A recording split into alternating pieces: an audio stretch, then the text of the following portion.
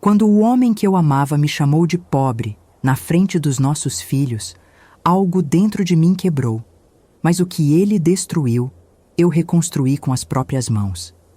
Meu nome é Adriana, e essa é a história de como o homem que me humilhou um dia acabou batendo na minha porta pedindo ajuda. Ele me empurrou contra a parede da sala e gritou: "Você é uma pobre coitada, nunca vai ser ninguém na vida." As crianças choravam no canto. Eu tremia. O som do choro deles, misturado à risada dele, ainda ecoa na minha cabeça. Naquele dia, aos 38 anos, sem um centavo, saí de casa com uma mala velha e o coração em pedaços. Meu nome é Adriana. Tenho hoje 45 e moro em Campinas. Mas essa história começa 7 anos atrás, quando o homem que jurou me amar decidiu que eu não servia mais para ele. Rodrigo sempre foi ambicioso. Quando nos conhecemos, ele era vendedor de carros usados, cheio de promessas. Eu, cabeleireira num salão pequeno. Nos casamos, tivemos 2 filhos, Lucas e Amanda. Construímos tudo juntos, tudo mesmo. Eu acordava às 5 para preparar a marmita, cuidava das crianças, fazia faxina, atendia clientes em casa nos fins de semana. Ele estudava contabilidade à noite e metade do curso fui eu quem paguei, fazendo unha, escova, tudo o que aparecia. Quando abriu a empresa, eu estava lá, lavando o chão, atendendo o telefone, organizando papéis. Fui tudo, menos reconhecida. Mas quando o dinheiro começou a entrar, Rodrigo mudou. O olhar dele, o jeito de falar, como se eu fosse um peso. Começaram as indiretas. A Adriana não entende de negócios, coitada. Ela não tem estudo, né? Cada frase era uma facada.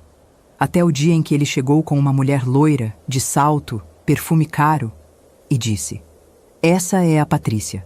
Eu quero o divórcio. Você tem até o fim do mês para sair." Os meninos viram tudo. Naquela noite, depois que todos dormiram, bati na porta do quarto que um dia foi nosso.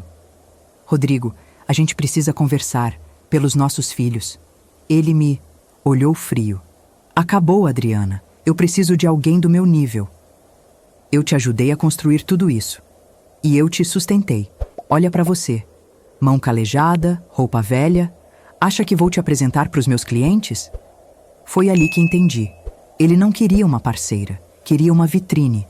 E eu já não cabia nela.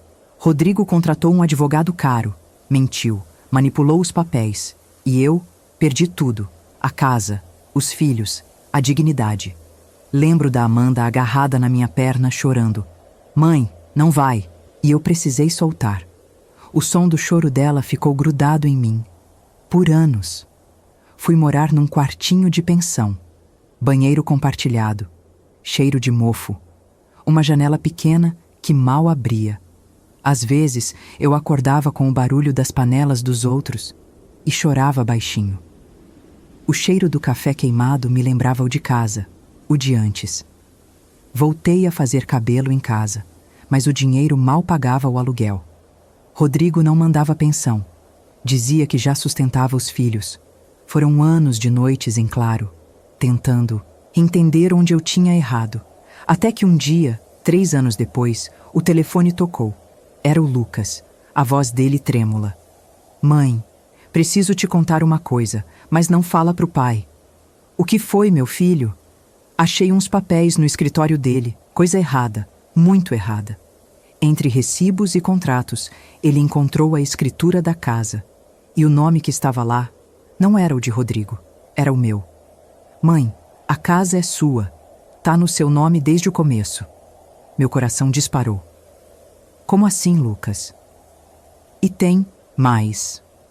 Tem um recibo. Diz que você emprestou 50 mil pro pai abrir a empresa. E ele nunca te pagou. 50 mil. Era tudo o que minha mãe tinha me deixado. Dinheiro que eu entreguei por amor. Naquela noite, fiquei acordada até o amanhecer. O sol entrava pela janela e iluminava aqueles papéis como se dissessem: "Agora é sua vez." No dia seguinte, procurei uma advogada, doutora Beatriz. Olhar firme, voz tranquila. "Adriana, você tem um caso fortíssimo. E direito a muito mais do que... Imagina. E foi ali que o vento começou a mudar. Se você também está sentindo essa virada chegando, aproveita e se inscreve no canal. Ainda vem o melhor dessa história. Doutora Beatriz entrou com 3 processos.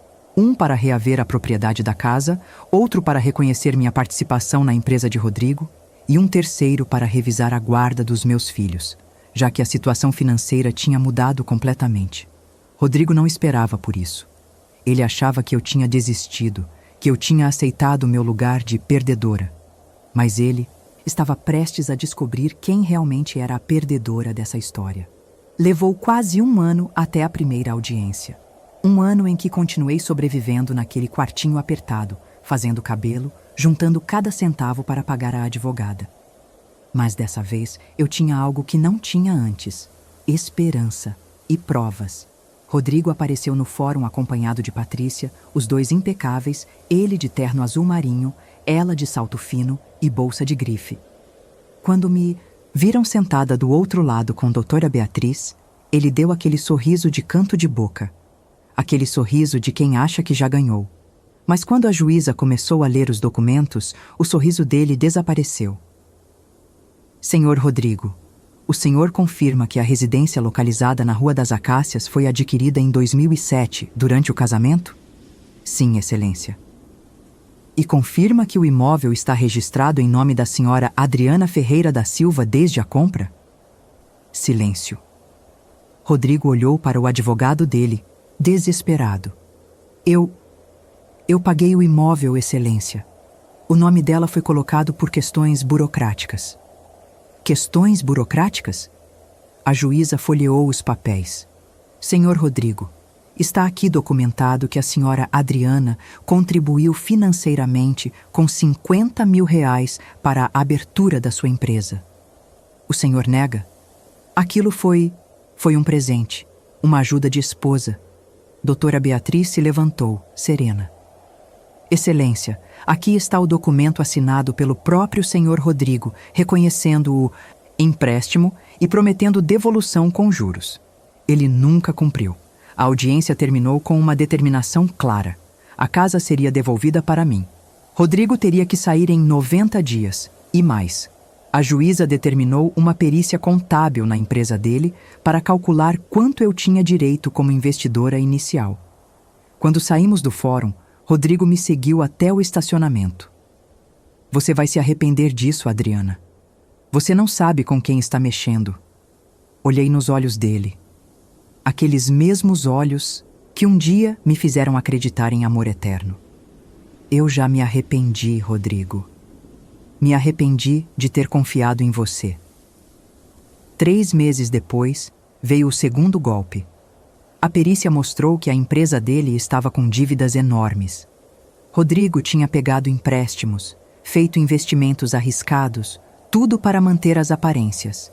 O carro importado, as roupas de marca, as viagens com Patrícia, tudo no cartão de crédito, tudo no limite.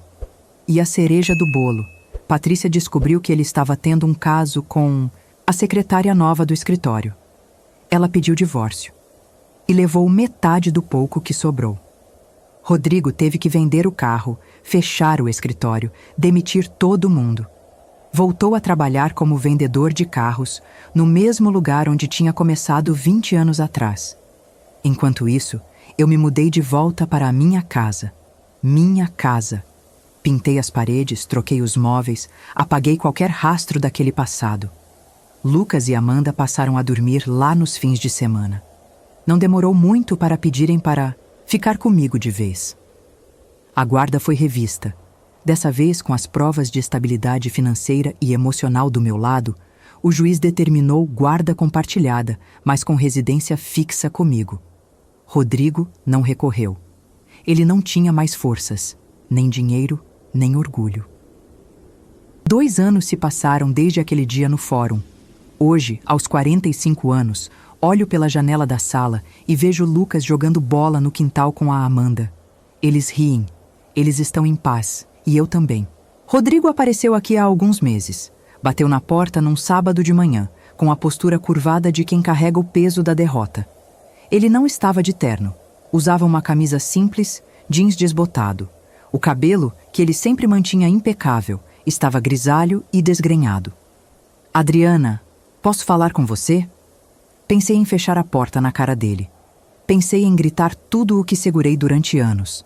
Mas quando olhei nos olhos dele, não vi mais o homem arrogante que me humilhou.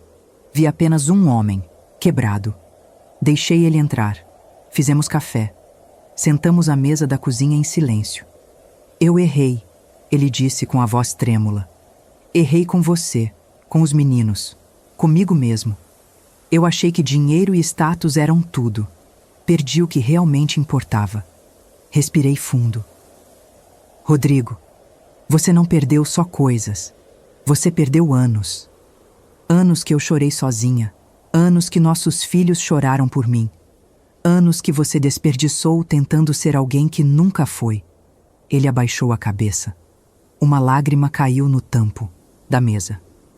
Eu sei, e eu não espero seu perdão. Só queria que você soubesse que você sempre foi demais para mim. Eu que não soube enxergar. Fiquei em silêncio, não porque concordasse, mas porque não precisava mais provar nada. Rodrigo, eu não te odeio. Eu só não te quero mais na minha vida, além do necessário pelos nossos filhos. Você pode vê-los quando quiser, ser o pai que eles merecem. Mas eu virei a página. E não tem volta. Ele acenou com a cabeça, levantou-se e foi embora. Fechei a porta, devagar. E pela primeira vez em 7 anos, o som daquela porta se fechando não trouxe dor. Trouxe alívio. Hoje, olho pela janela da sala e vejo meus filhos brincando no quintal. Eles riem. Eles estão em paz. E eu também. O Rodrigo apareceu aqui há alguns meses. Bateu na porta. Não era mais o homem arrogante que me humilhou. Era um homem quebrado. Ele disse: Eu errei, Adriana. Perdi o que realmente importava.